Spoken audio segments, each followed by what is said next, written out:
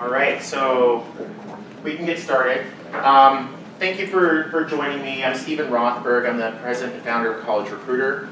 College Recruiter is a niche job board used by students and recent grads to find internships and entry-level jobs. Before we get into the meat of the presentation, 3 housekeeping tips. Number 1 is I work really well with interruptions, except for Andy Hibble. So if there's anything that you disagree with, want to add to, want to say, you know, hey, that sort of makes sense, but I've seen this, please interrupt. The more interactive, the more of a dialogue this can be, the more enjoyable it will be for me, and that's really all that's important. But not from Andy. But not from Andy. Correct, not from Okay. Andy. Not from Andy. Just want to make sure.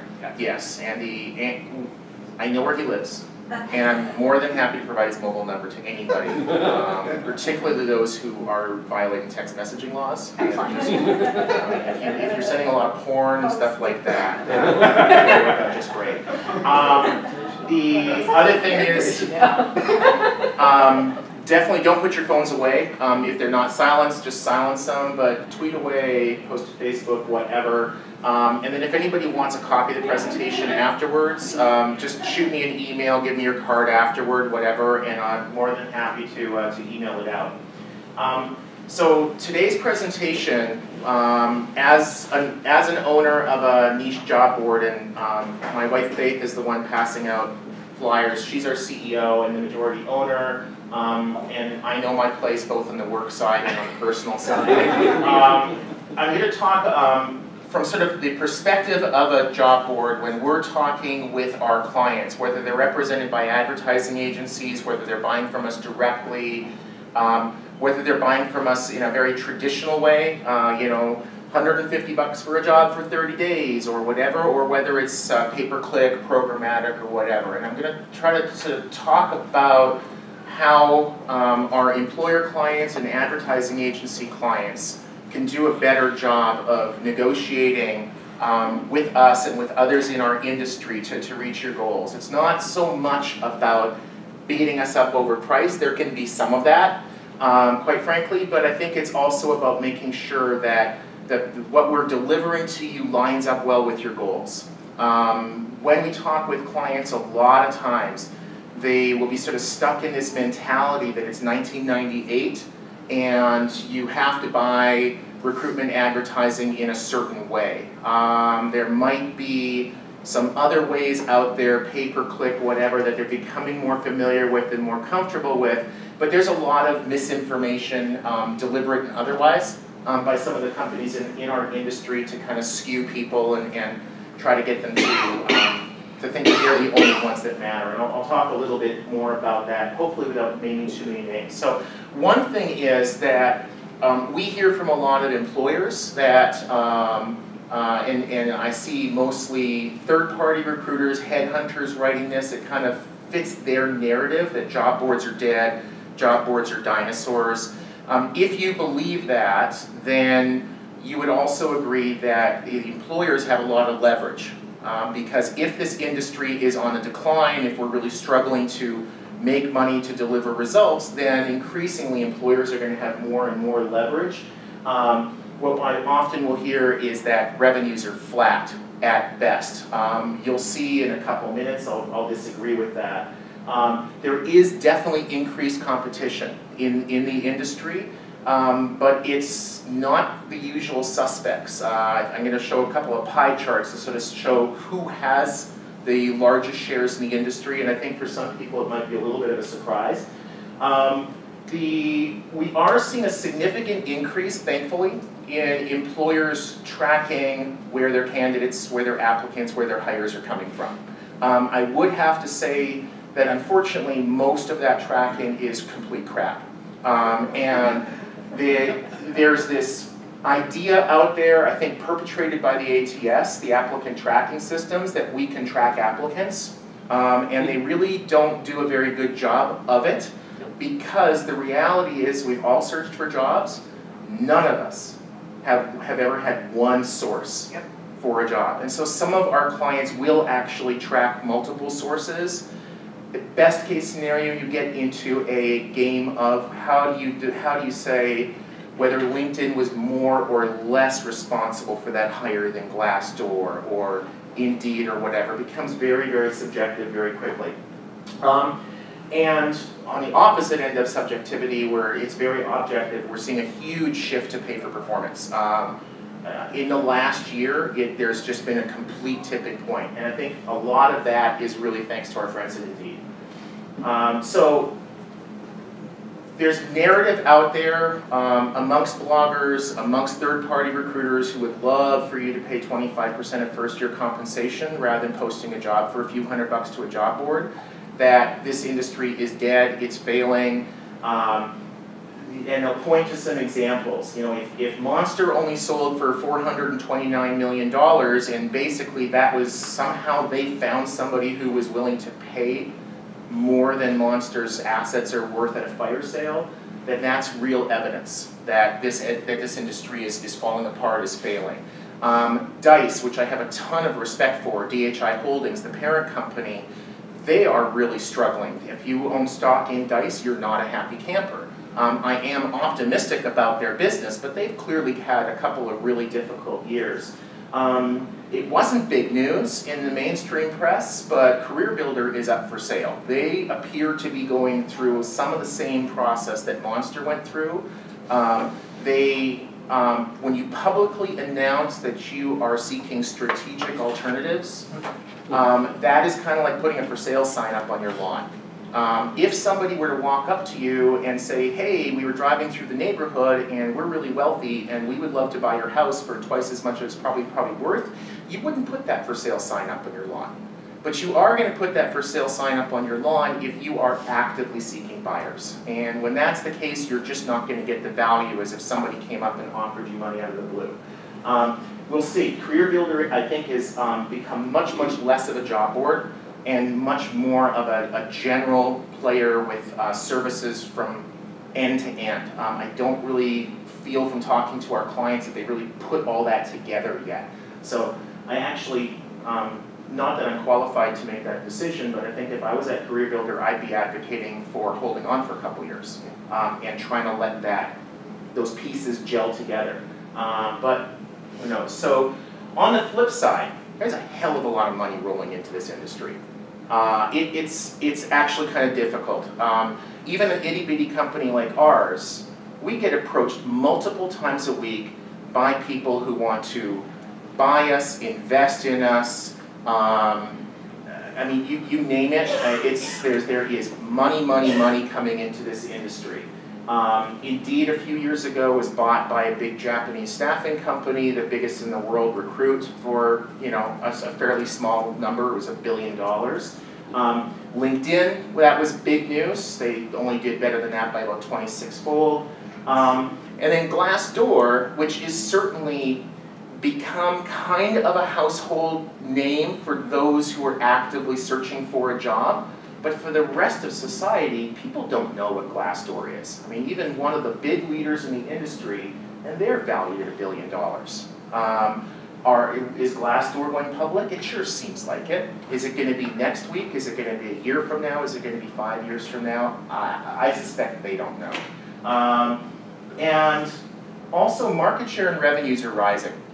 Market share, if you look at some pie charts for sort of where the industry has come from over the last roughly 10, 15 years to where it is now, the share of the worldwide staffing market spend or spend that job boards and related industries have, we keep increasing. So we're taking money away from more traditional forms of media like newspapers, billboards, etc. The job board industry is actually expanding. So right now, the entire worldwide staffing acquisition, that's about a $27 billion market, and job boards have about a quarter of it. If you looked at this 10 years ago, it would be quite different. So before the recession, this industry was about a $10 billion industry, dominated by 3 players. There was the other, which would include a college recruiter, a lot of other niche boards. Indeed was making a mark. I think that was something like 13, 14, 15% of the industry. And then Career Builder and Monster. So when people talk about who are the biggest job boards out there, and you'll talk to the average person on the street, they remember the Super Bowl ads. They remember when Career Builder and Monster were really dominant. And you'll see in a couple of slides how dramatically that's changed. This is where you start to see LinkedIn. It wasn't really until around the recession. LinkedIn until around the recession essentially didn't exist from a revenue perspective, but almost overnight they grabbed, I think it's roughly a third of the market. Indeed's share shrunk, and you've also got Monster and Career Builder still being significant players. But notice that the total revenue declined from pre-recession to during the recession. When you read the blog articles about the industry being dead, this is very often the picture that you're seeing. They'll say, revenues are down 25% or blah, blah, blah, blah, blah, and then if you read the fine print, the footnote to the footnote to the footnote, their numbers are coming from 2012. It's like, 2016 versus 2012, there's a huge difference. This is today. So we're crawling back. We're getting back to the point where the revenues for the industry are getting sort of to the pre-recession level, so they're coming back up. They're not as high as they were 10, 15 years ago, but they are significantly higher than they just were.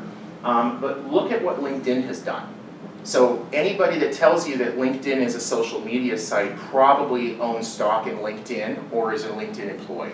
They have never been a social media site since they started selling recruitment advertising, and they didn't have revenues until they started selling recruitment advertising. You know the expression, if it walks like a duck, sounds like a duck, and I think the third thing is smells like a duck, then it's a duck. LinkedIn is a job board. They get over 80% of their revenues by their estimates, by the way they portray their numbers, from talent acquisition products, from job postings, from what profile, like the recruiter licenses, which is essentially resume searching. But if anybody has a personal LinkedIn account, like I do, I have a premium LinkedIn account, I think I pay a couple $100 a year, they do not include that in that 80%. But I only use that account for talent acquisition purposes. So that 80% that LinkedIn says is sort of talent acquisition related revenues is actually pretty conservative. I wouldn't be surprised if it's 90–95%. They are the world's largest job board, whether they like it or not. And I love LinkedIn. I pay them money, like I say, and we have partnerships with them, and they're great. Indeed, when I was saying a little bit earlier that I think you might be a little bit surprised at sort of who are the biggest players, who's dominant in this industry, if you take out LinkedIn, which they would very much like for you to do, then you're going to look at the biggest players and you're going to say, oh, well, it's Indeed. And then there's this big bucket of others, and Monster and Career Builder are still pretty relevant. But as soon as you start throwing in LinkedIn, all of those other players, although they're still pretty big, they become much less significant. So when you're wondering why your recruiter licenses are going to take a jump this coming year, and why job postings are costing so much more on LinkedIn than they used to be, it's for this reason. They have a lot of control in the marketplace. So when we're talking to an employer, when we're talking through their advertising agency, I can predict with really, really good certainty whether the campaign is going to succeed or whether it's going to fail based upon the conversation that we have right at the beginning. If that employer or the agency shares with us what their goal is, then we as a company, and I'm speaking on behalf of our industry, we can align our solutions with that goal. So for God's sake, don't hold back. If people were in the session just before lunchtime that was moderated by Jessica Miller-Merrill, Tim Sackett was speaking pretty candidly about how a lot of employers want to hold that stuff close to the vest because they're afraid of telling their vendors or potential vendors, hey, we love you, because they're afraid that they're then going to get a big price increase. There's some truth to that, but I think that the fear should actually be that your vendor, through ignorance, is going to sell you stuff that is not well aligned with your interests. If you're not actually trying to hire people today, but you're actually trying to build a talent pipeline, If you're trying to take your employer brand from being non-existent to making it a household word, or with one of our clients, they spoke about this at a conference years ago, the Internal Revenue Service. They said, you know, everybody knows our brand. We have a really, really strong brand. It's very strongly negative. Everybody hates us. So when they're doing their employment marketing, they have to overcome a very, very negative brand. And it's like, okay, that makes sense. So what do they do is that they focus their spend on trying to make people understand that just because you go to work for the IRS doesn't mean that you're going to be this evil person, and they have incredible employment opportunities, especially for people at the beginning of their career. You go to the IRS, you work there for 2 years, it's like working for 10 years in a CPA firm. And then you get out, you can write your own ticket. That's a really good message for somebody who is thinking about going into accounting. But if they didn't share that with us, we would be selling them products that would help them generate applications today, rather than stuff that's going to help them improve their brand, which is really what their struggle is.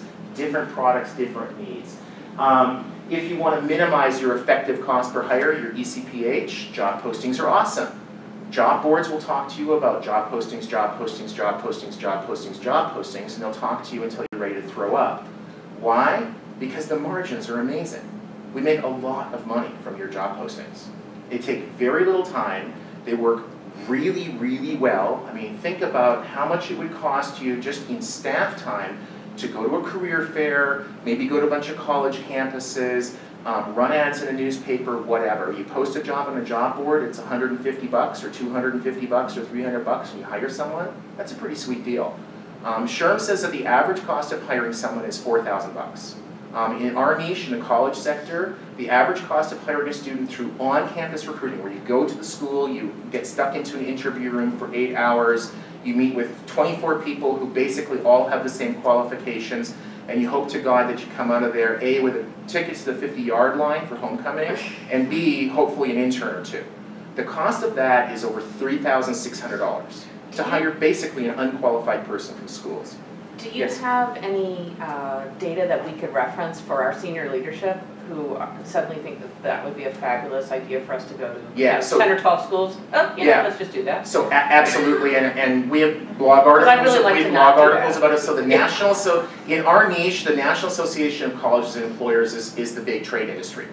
And about 1.5 years ago, they published a study that they thought made colleges on-campus recruiting look better. Yeah. And they said that the average cost of hiring a student, not a grad, but a student, was over $3,600. Okay. So, like, I know enough about your business to know you're not hiring an average student. No. You're hiring well above average. Yeah. Elite students from elite schools.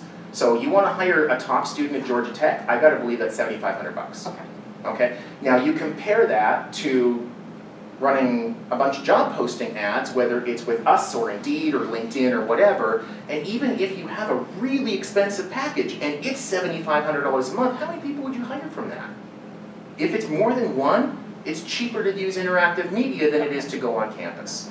But you know, are you going to get that person? And I think that's always a question. Yeah. Some of those candidates are just simply not available through job boards, and you have to go out and look at other sources. Sometimes a client will say to us or to another job board, you know, it's not that we're trying to generate applications. We have far more qualified people applying to our jobs than we know what to do with. What we really are trying to do, and I've heard Ernst & Young, EY, talk about this, they're trying to get women and what they consider to be other diverse candidates to say, you know what, EY would be a good place to build a career. Traditionally, the big four accounting and consulting companies, not terribly friendly to minorities, not terribly friendly to women. That's very different today. So they don't run job postings. They are heavily into branding. And if you look at their branding, it's female, female, female, African American, African American, African American, female, female, African American, Native American. I mean, this is who we're looking for. If you look like that, please apply to us. Come to our on-campus events. Contact a recruiter. Posting versus slots. This is another thing that those of us in the industry, from a strictly dollars and cents standpoint, love postings. but employers should love slots. Our interests here are kind of opposed in the short run. The difference between a posting and a slot. A job posting is where you might post a job for, say, accountant in Las Vegas. And let's say, for whatever reason, you're lucky enough and 5 days into the month you hire that person, or you get more than enough great applications and you know you're going to hire that person. Yay! Okay, yeah, yay, success. Whether it's the posting or something else that you were doing, after 5 days you don't need that posting anymore. If it's a job posting, you're done. You inactivate the posting, or you kind of walk away and you forget about it. If it's a job slot, you can completely change it. Not just change the description, not just change the job title, not just change the location, but you can run a completely different ad. So if a job posting is, say, $200 and a job slot is $200, the job slot is going to be much better for you because you can essentially run multiple postings. Okay? I want you to remember slots when we get into programmatic, because a lot of people, when we get into the programmatic discussion, don't see how those two things can fit together, and it's incredibly powerful. And again, if you're posting jobs or you have slots with LinkedIn and you're not taking advantage of programmatic, you're going to be pretty excited because you're going to be able to really make your spend with LinkedIn much more efficient.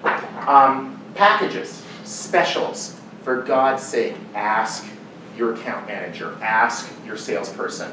Tell them, this is what we're looking for. You will never get a better deal on a package or a special or whatever than, say, on the 29th of the month, or on 2 days left to go in the quarter, or on December 31st. God forbid.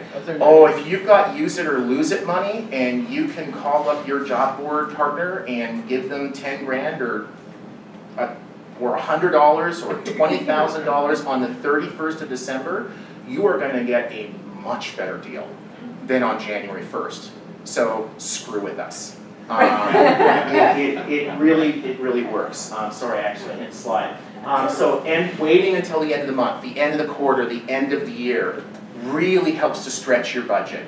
The reason for that is that salespeople, whether it's in our industry or just about any other industry, they're always under pressure from their sales managers, right, Jeff, to hit quota. And if they don't hit their numbers in a month, they might have a completely different set of numbers by their new employer. If they don't hit their numbers in a quarter or in a year, they're going to be looking for a new job. So leverage that. It's not an evil thing. Just find out. Now, on the other hand, if you've got a salesperson and it's, September 29th and she's had an awesome month, she might actually not return your calls or emails until October 1st. Why? Because she wants to have your sale in October. New month, new quarter. So, if you're in touch and you kind of can play that game, you can do very, very well. I think 3-4 years ago, I got a call at like 4 o'clock in the afternoon on December 31st. And it's like, if you can send us an invoice today, we'll buy this 80 grand package from you. Can you send us an invoice today? It's like, yeah, we can get you an 80 grand invoice. It's like, believe me, it's not an issue. The other thing is, and Jeff Dickey Chasins, who's a consultant for us and sitting over there, the job board doctor, as they call him, he taught us about this concept called golden apples. This is something that you want to ask your salespeople about. Even if they don't know the terminology, describe to them what it is. So we will use this all the time with larger clients. Golden apple is something that's only available if you buy this. You cannot buy it separately. So we have a job posting package, and if you buy, say, 3 months or a year or whatever, we're going to give you something extra for agreeing to buy that higher package. And if you were to say, well, I only want that extra thing, we'll say too bad. We're not going to sell it to you. You have to buy that extra thing. Those extra things are worth a lot of money. If your media partner is doing it properly, that's really to entice you. Anybody else use Salesforce.com? Okay, my condolences. So Salesforce is freaking evil in the best way in the world, right? I mean, they have golden apple after golden apple after golden apple, and every time you're at a certain level, there's something else that you want, and it's only available if you go up in price for a paltry $125 times 3,000 employees, or whatever it is. And every time we talk to our Salesforce rep and they say, it's like, oh, this is $50 for the org or per person. There's a big difference. Almost always it's worth it. I mean, we spend way too much money on Salesforce, but they're really, really smart about it. The other thing is that if you've got a good salesperson, or if you are essentially a good salesperson in that you're selling to the salesperson, salespeople love to be sold to, by the way, use the what if statement.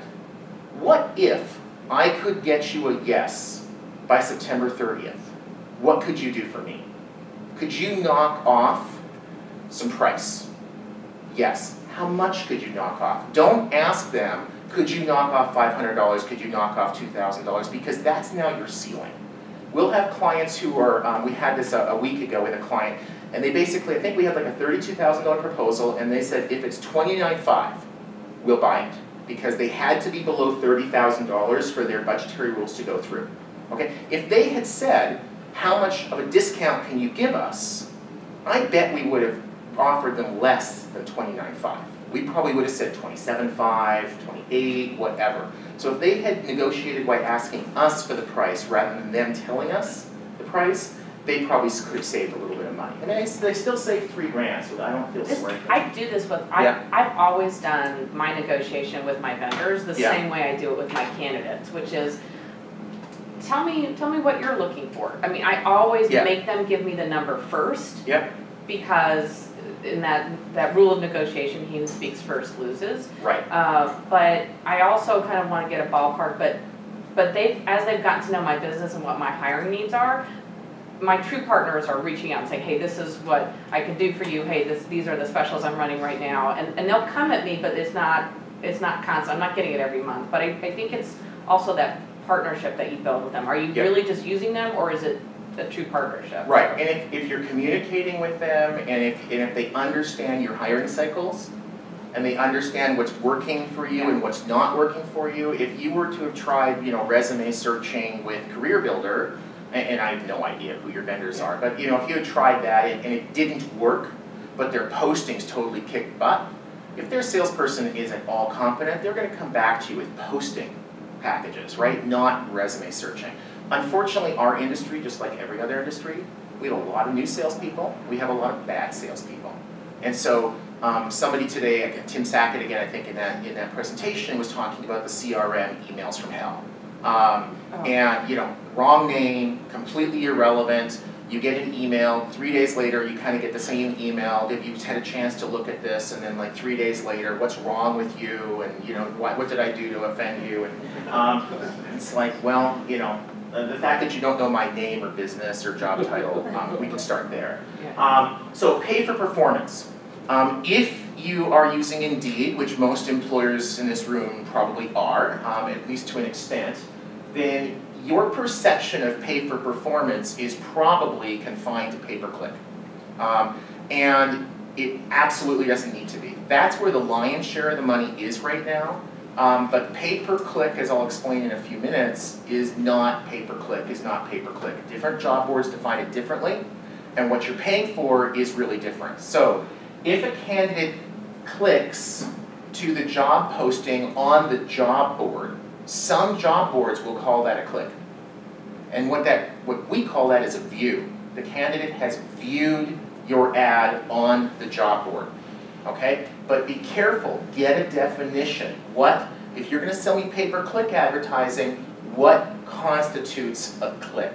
Now, an employer who's looking for branding, a view is a really good thing. Candidate lays eyes on your ad, there's a description, maybe your logo and video are in there. So there's nothing wrong with paying per view, but unless you think you're paying per click.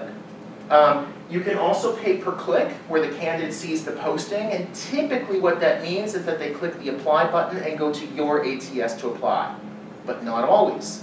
I also know of job boards that define pay per click as clicking on the job board's apply button and going to the application page hosted by the job board. Is that your candidate at that point? Is that what you would consider to be a click? Maybe. Again, it just kind of depends. Different employers are going to define that differently. Paper application is becoming more popular. The number of representatives are here today from Appcast, for example. And you can pay just for completed applications. There's a company called JobGate where they do the same sort of thing. And you can even do like a mini questionnaire. Are you allowed to work in the US? Do you have this major? Do you live in this area? Does your dog like to go for walks? You know, whatever might be, what might be relevant. And then what you pay per application is determined by your questions. That can be a very, very effective way of spending your money if what your goal is applications. Again, Ernst & Young would never do that. They're not looking to their job board or media partners for applications. They're looking to their job board or media partners for branding help. So be clear about your goals. I haven't run across any employers that are paying per interview, but why not? Especially if it's like a phone screen. You know, if I send 100 candidates to you, you could pay me $1 per click for that, but wouldn't it be better for you if you only paid me for those that you did a phone screen with? Verifying that might be an issue, but I think it better aligns the job board's interests with yours, because that forces the job board to send you quality candidates. We're not just stuffing people down your throat, we're hopefully stuffing good people down your throat. Pay per hire is a deal that we have with one employer, and I hope we never do it again. It was a really, really horrendous deal that was completely negotiated by the founder of the company. And the reason it's really horrendous, yes ma'am? Yeah, I was going to ask, why is it horrendous? It's horrendous because there are way too many variables that are completely out of our control. So we can send 100 people to you. Probably, if the numbers are about right, 10 of them are probably going to apply. And if you're really lucky, you'll hire one. Okay? But let's say that we send 100 people to you, 10 of them are awesome, and you decide to hire your niece. Not because she's qualified, but because she's your niece. You now don't pay us? Well, I think we did our job. I think we did a really good job for you, just because, you know, you believe in, you know, playing favors with your, you know, sisters, you know, family or whatever it might be.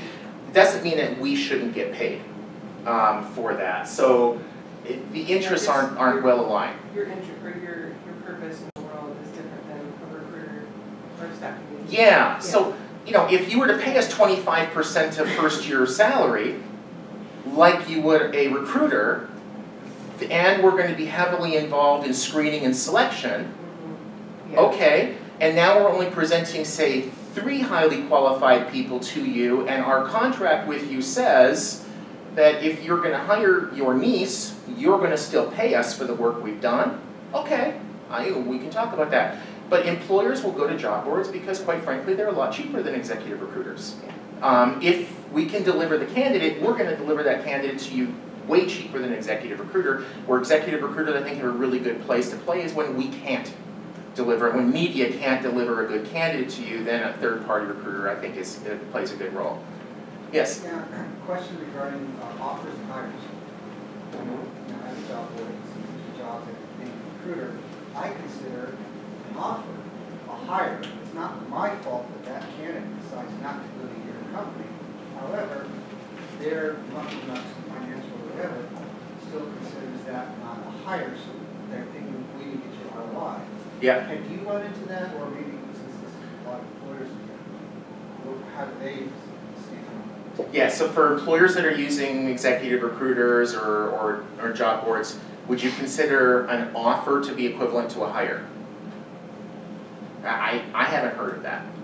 But I don't think that that's necessarily wrong. As long as you're defining that with your employer client, they're on the same page, that they know that what they're paying for actually is an offer. If they extend an offer, that's what they're paying for, then cool.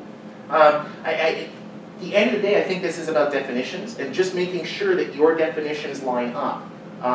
Yes, Jeff? This isn't totally relevant, but you might want to speak to the fact that there are now sites out there like Hired that are acting like contingent recruiters and job boards at the same time. Yeah. Right. And there was a site, I don't even know if they're still around, Bounty Jobs. Right. Yeah. And so there are definitely job boards, media companies that their business model is based upon whether you hired those people or not. The ones that I've seen to date, like Hired, I don't really consider them to be a job board. I consider them to be an executive recruiting company with a job board skin. You know, if you guys know the Looney Tunes cartoon where like the wolf is in the sheep's clothing and they unzip the sheep, and you know, so it's a wolf, and then he unzips again and it's a sheep, and it's like over and over and over again. At some point, I think that's kind of like Hired. Are they a wolf? Are they a sheep? I don't know. But from what I've heard, behind the scenes, it is very much an executive recruiting company. The front, the way they portray themselves, is very much job board. Is that wrong? I don't care. Do they get the job done? Do they deliver the candidates to you? Are you satisfied with the candidates and what you compensate them for? If so, great. So this is an area that, yes, Andy?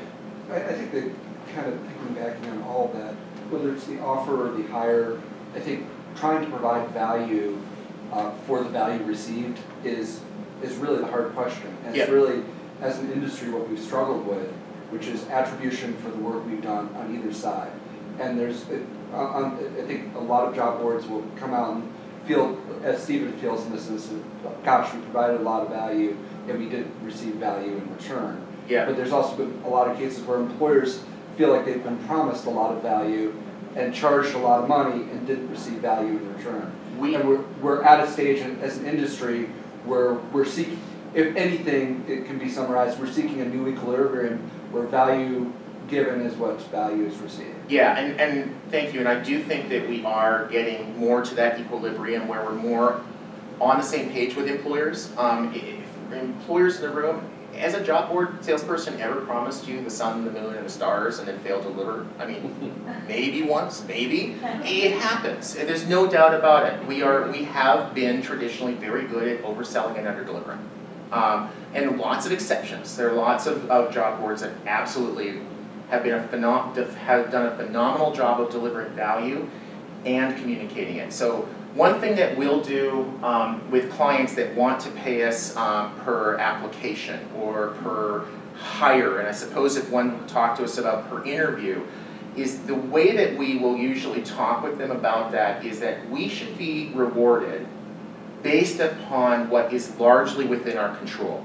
We should not be rewarded for what is largely within your control, whether it's your ATS, whether it's your recruiters, whether it's your compensation plan, whether it's your employer brand. If we didn't play a significant role in that, we shouldn't be rewarded for that work that you've already done. So what that usually means to me, for a typical employer relationship that we might have, is that our compensation structure should end when we deliver that candidate to your ATS. But it is really important that we deliver the right candidate to your ATS and not just a whole bunch of very untargeted people. Yes, sir? Just out of interest, you have conversations with employers about they're asking for too much. They may want an elite candidate, but aren't willing to pay the remuneration and things like that. Do you have those sort of consultative conversations? Only hourly. You know, in our space, in the college space, there is this perception amongst some, let's say, CEOs who graduated in 1957 and were grateful that they had an unpaid internship after graduation. And they had massive student loans that took them weeks to pay off as a waiter.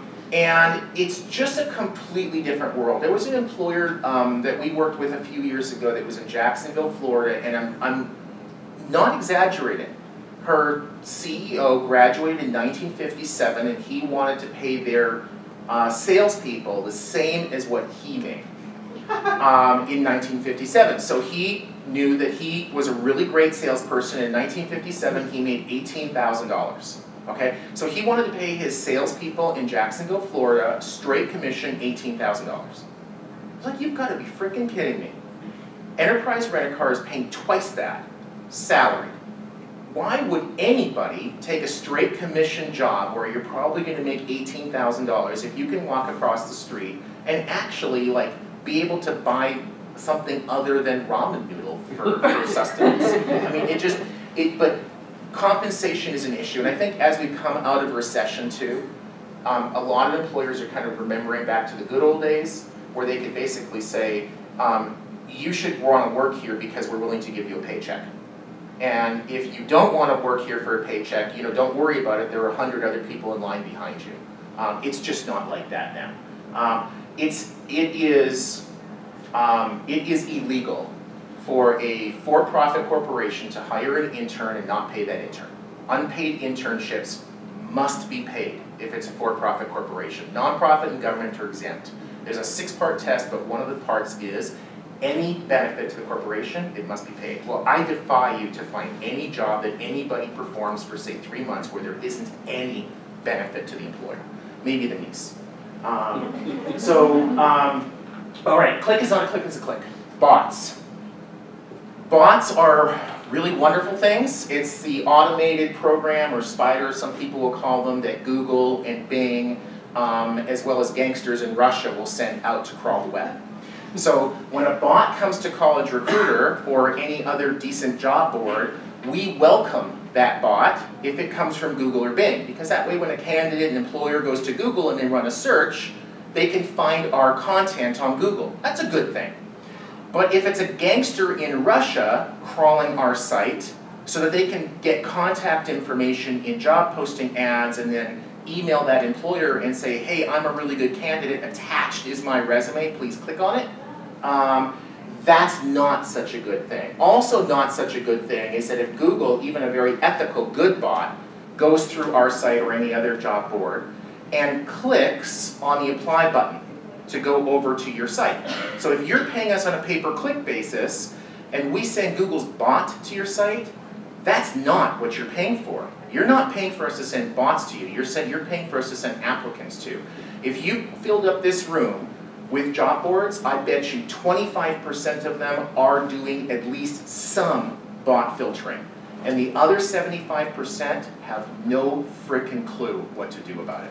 So talk to your job board and media partners about specifically, get granular. What are they doing about bots? Nobody is completely preventing them. Anybody that tells you we are not sending you any bots, hang up the phone and move on, because they're just lying or they're idiots or both.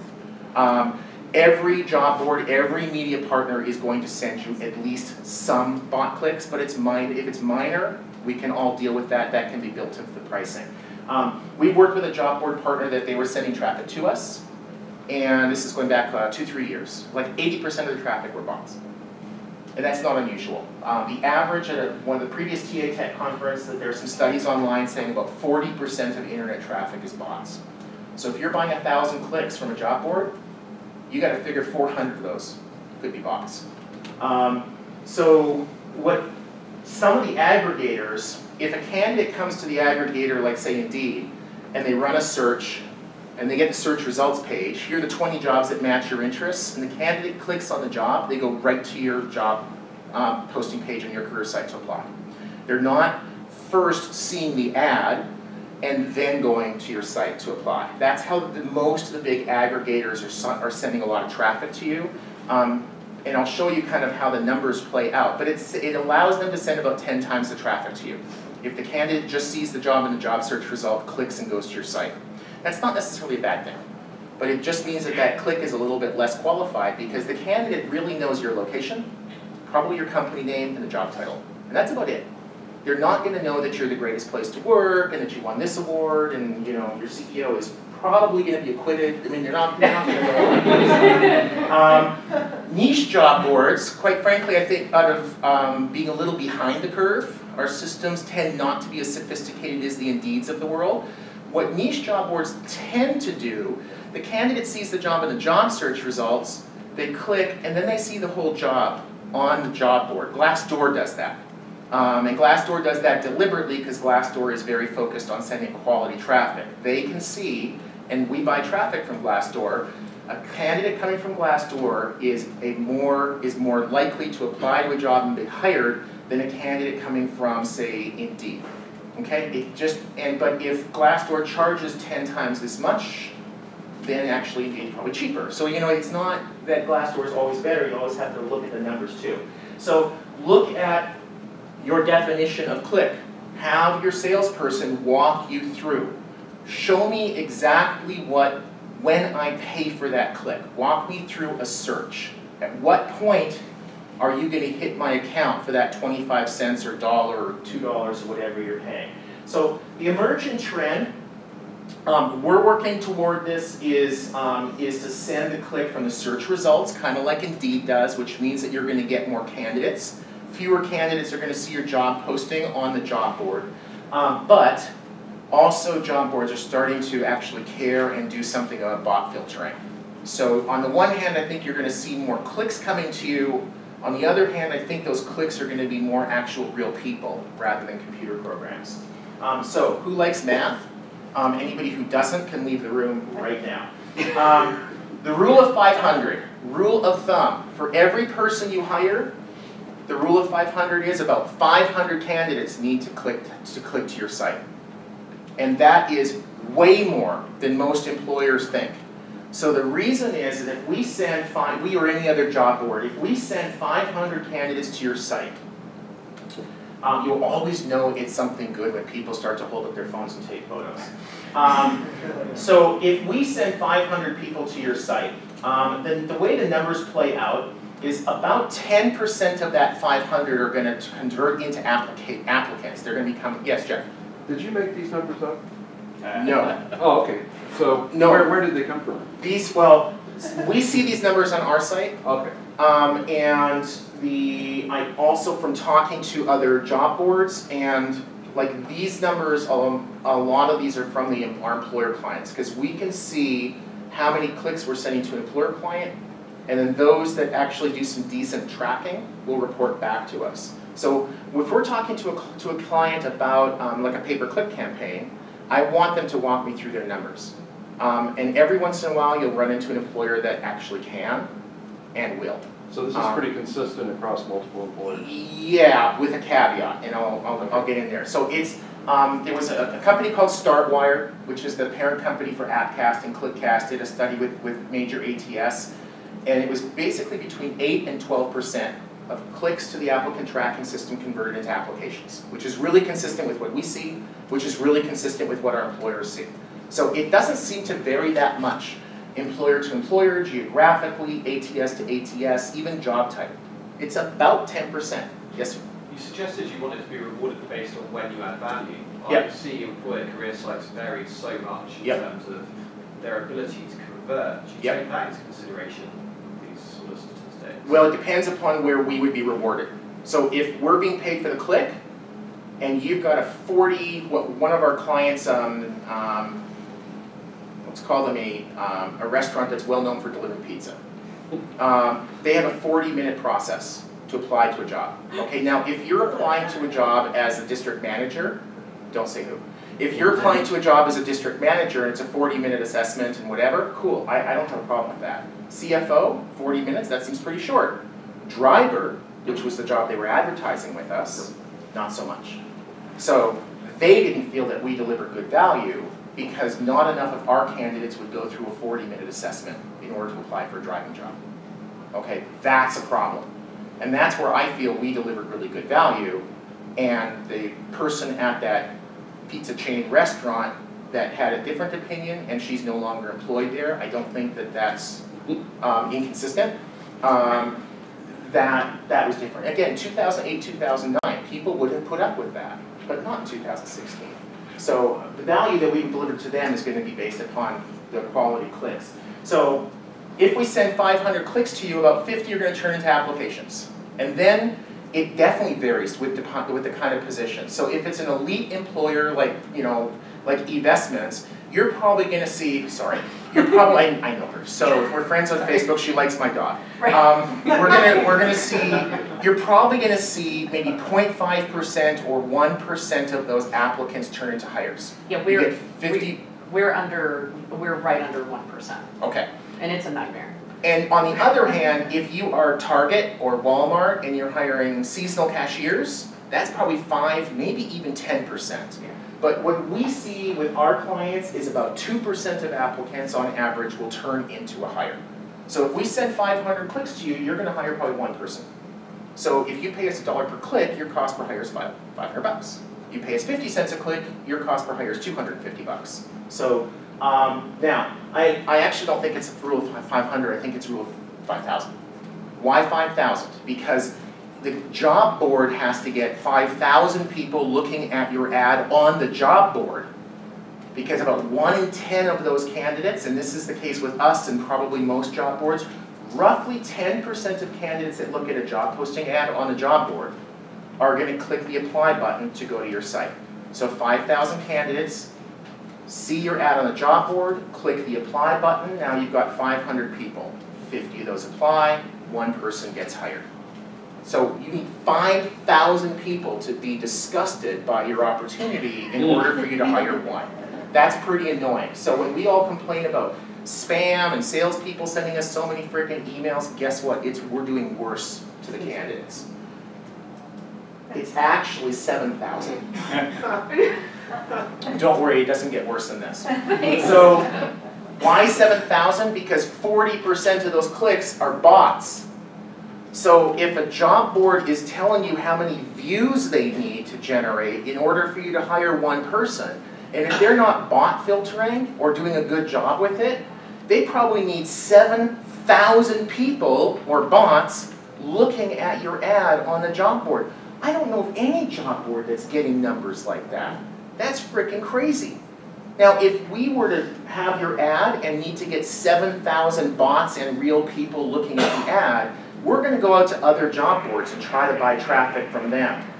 And they're only going to send us about 10% of the people who see the ad on their site. So now that 7,000 becomes 70,000. We wonder why so many candidates find this whole process to be disgusting. So, irrelevant factors. Yes, sir? Have you seen those numbers change over time as mobile becomes more popular? Thank you. I debated about whether to put a slide in about mobile, and I thought, no, it's going to get too long, so we're just going to make it long. So mobile is a major problem. I will talk with some of our larger employer clients, and they have invested hundreds of thousands and sometimes millions of dollars making their site what they call mobile friendly. Bullshit. I call bullshit on every single one of them, except maybe like Uber. So Uber, first name, last name, email, and I think zip code. You can do that on mobile. That's fine. But any regular employer, you want to upload a resume? Oh, don't worry, they can just connect with LinkedIn.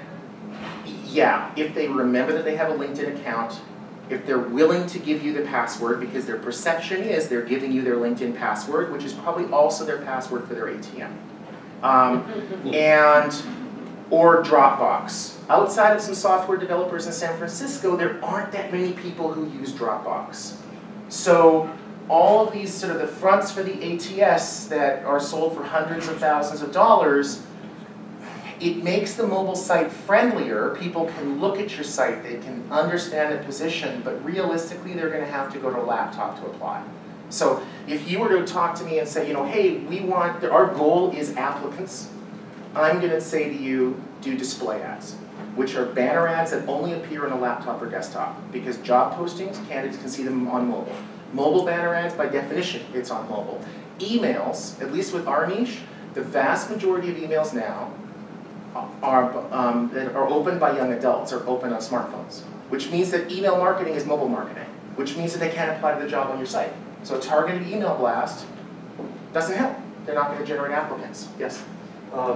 I'm just finishing up on a survey of job seekers in Germany, the UK, and the US, and it was really consistent in the UK and the US. Less than 1 in 5 would apply from a mobile device and be able to upload their resume. And the most common thing that they were uploading from was actually Google Drive. Yeah, so for the people at the back, Jeff was saying in a survey that he did in Germany, the UK, and the US, and you went over to Germany and had a lot of beer while you were doing the survey, right? Yeah, that about 20% of the candidates were able, I'm sorry, you said that they were able to that they applied via mobile device and uploaded their resume from something like Google or Drop. So like 20% of mobile applicants actually could upload a resume. And the percentage of people applying via mobile was also less than 20%. Okay. And so it's a percentage of a percentage. Yeah, so it's far, far fewer are applying on mobile. It's not to say that I think mobile's unimportant. I think it's hugely important. I just think that right now it's a disaster. Well, what applicants do is they find it on mobile, they hit a button, and they send an email to themselves, and they go home and then they apply. Okay, so that is the process that employers and job boards want candidates to follow. They're on mobiles. Find a job, send an email to yourself. The first time that I saw this well executed was Jobs to Web, which is now SuccessFactors. And you go run a search, or you see a job, and they can detect if you're on a mobile, and rather than applying, they basically say, what's your email address? Well, that's pretty easy to type in even on an email. Problem is, if you've got a spam filter, if you use Google, Yahoo, Hotmail, you have spam filtering. Spam filtering looks at those emails, and they over-identify those as spam. So a lot of those emails that you send to yourself to remind yourself to do something go into your spam folder. And then if you're emailing it, right at that moment you saw the job on your mobile, you're ready to apply. You email it to yourself, and 2 days later you get to it, you may have cooled off. So the conversion rates are going to go down. Yes? I think the other thing you brought up Uber thing is also like where are candidates accessing the internet from? So like I know we have access mobile versus desktop on Indeed. You can see like we want one way, definitely other vendors want to go the other way. Mobile's more valuable to them because it's easier. That's how they access the internet. Yeah. So you got to think through like what kind of candidate are you looking for? We do position staffing. Why not do a 17-page thing about true? Yeah. It's easy. They have a lot more mobile lives. It's easy, and that's how they get to the internet. Right. If I was Uber, I would strongly prefer mobile traffic. Because guess what? If my driver doesn't feel comfortable using a smartphone, I don't want him as a driver. So factors that are relevant, I've only got like one more slide after this, I think, is your job board partners are going to try to do a really, really good job of selling you a whole bunch of stuff, convincing you to use their site using factors that are completely irrelevant. None of these are relevant. All that matters is how many qualified candidates you're going to send to me.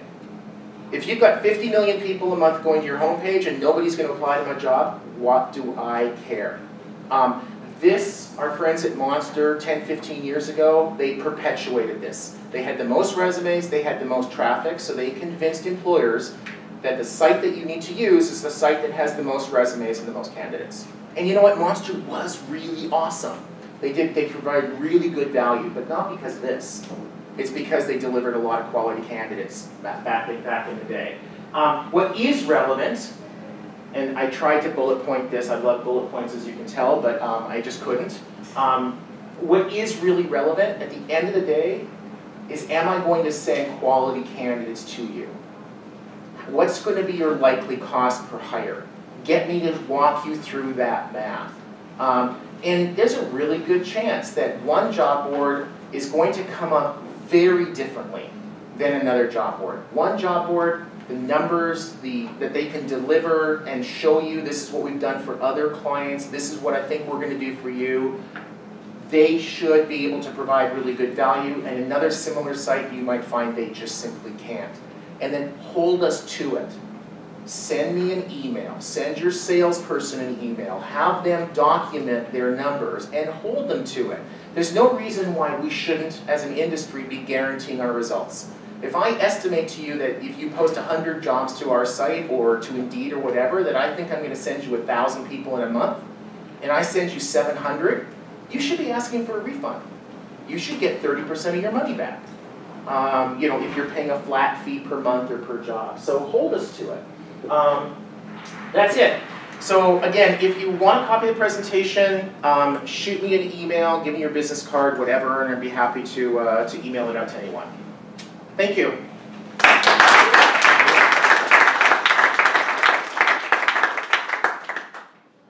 A minute 2:30, 2.5 minutes over, sorry.